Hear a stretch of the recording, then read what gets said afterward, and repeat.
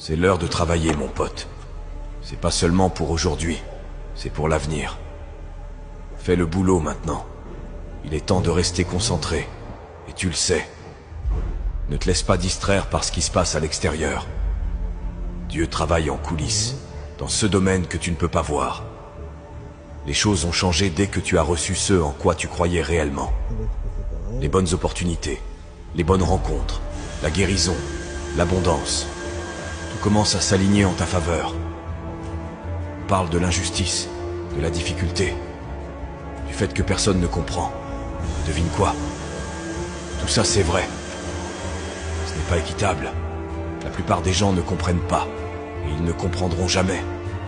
Alors pourquoi en parler? Profite de cette occasion pour reconnaître que le chaos dans ta vie te façonne et t'améliore, parce que tu choisis de persévérer quand tout le monde abandonne. Qu'est-ce qu'un homme? La personnalité d'une personne, ses façons d'agir, ses pensées, ses actes, tout ça dépend de son cœur.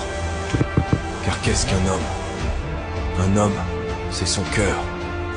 Un cœur menteur et trompeur signifie un homme menteur et trompeur. Un cœur mort signifie un homme mort. Peu importe la célébrité, la richesse ou la renommée, s'il n'a pas un grand cœur, il ne peut pas être grand.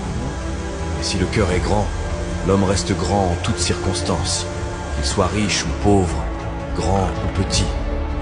C'est le cœur qui fait la grandeur. Enseigner aux gens comment trouver ce généreux moment présent et se détendre réellement dans l'inconnu, se dissocier de leur corps, de leur environnement et du temps, le futur prévisible et le passé familier, ça les pousse, pour une raison quelconque, à se ressaisir. À mes yeux, cela revient à retirer toute ton attention de cette réalité tridimensionnelle. Et c'est là que la porte vers la création et le moment mystique commence vraiment à s'ouvrir pour les gens. C'est facile d'utiliser ton enfance comme une béquille au lieu de la voir comme un outil. Beaucoup de divorces se produisent. Et les gens disent que leur famille est dysfonctionnelle, utilisant ça comme une excuse. Mais ce n'est pas une excuse valable, parce que la famille de tout le monde est d'une manière ou d'une autre dysfonctionnelle. Élimine chaque béquille, débarrasse-toi de toutes celles-ci, et dis-toi que c'est à toi de jouer. Que vas-tu faire maintenant que tu as lâché tous ces fardeaux? Blâmer les autres est juste un moyen facile de s'en sortir. Dieu dépose des rêves dans ton cœur que tu ne peux pas accomplir seul. Tu n'as peut-être pas l'expérience, l'argent ou les connexions, mais Dieu les a. Tu es à une étape près de voir tes rêves se réaliser. On n'a pas le contrôle. Beaucoup d'entre nous n'ont pas le contrôle.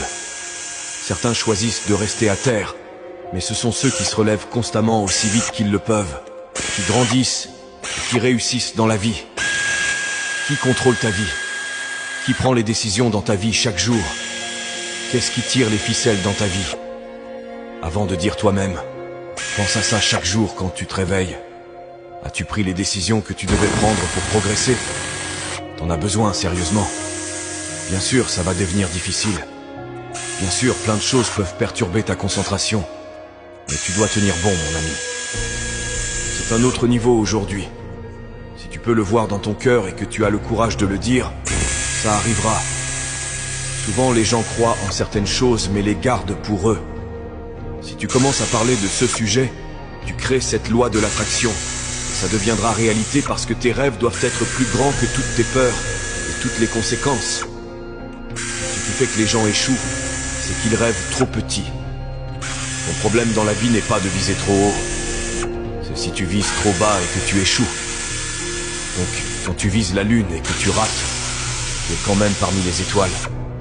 Tout le monde le veut. Et la réalité est que tout le monde ne l'obtient pas.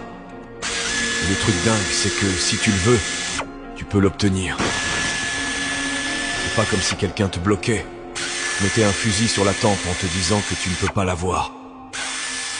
C'est une question de volonté, de travail acharné, de sacrifice, de dévouement et d'engagement. Et je ne parle pas de l'engagement qui dit « Oui, je serai là ». Je parle de l'engagement disant « Je vais rester fidèle à ce que j'ai dit que je ferai. Quoi qu'il en coûte, je réussirai. » Poursuivre le succès, devenir quelqu'un d'incroyable, établir la norme pour les autres, montrer au reste du monde ce qui est possible, C'est un chemin très difficile. T'auras des gens mauvais, des circonstances inattendues qui surgiront. Toutes ces choses auxquelles tu n'avais jamais pensé viendront te gifler en pleine face encore. Et encore. Ça fait partie du jeu. À la fin de la journée, dans la vie, il n'y a que deux choses qui comptent. Ce n'est pas la plus grosse voiture, la plus grande maison, le compte en banque. C'est qui nous devenons dans la vie. C'est ce que nous donnons à la vie. S'il te plaît, ne sois pas de ces personnes qui deviennent des succès publics et des échecs privés dans ce monde. La réussite est difficile. Dieu a une vie incroyable pour toi. Tout ce que tu as à faire, c'est le lui demander, être prêt à travailler. Mais cette partie du travail est dure. La réussite est difficile, mais laisse-moi te poser une question. N'est-ce pas aussi difficile de ne pas réussir? Alors maintenant, quel est le difficile que tu veux? Celui avec des options et des avantages, ou celui sans rien? Là, oui.